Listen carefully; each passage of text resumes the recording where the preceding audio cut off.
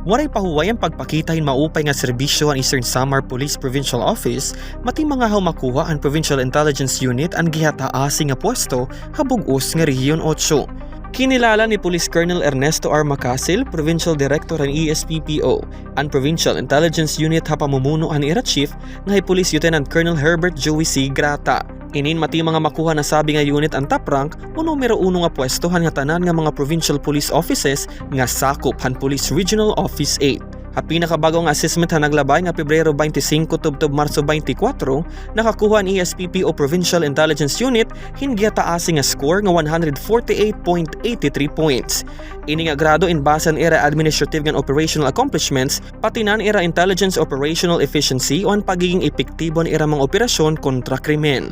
Sumalakan Police Colonel Macasil, ini nga kadaugan inagpapakita handa ko nga dedikasyon, disiplina ngan operational excellence han unit.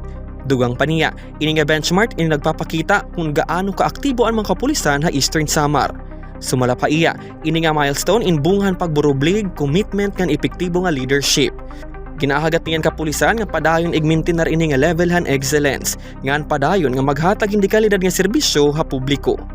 Ini nga pagkilala ay nagsiserbi nga inspirasyon han nga tanan nga personnel han ESPPO nga magserbisyo pahin may integridad, profesionalismo ngan kasing-kasing para seguridad ng kamurayawan han komunidad han mga istihanon.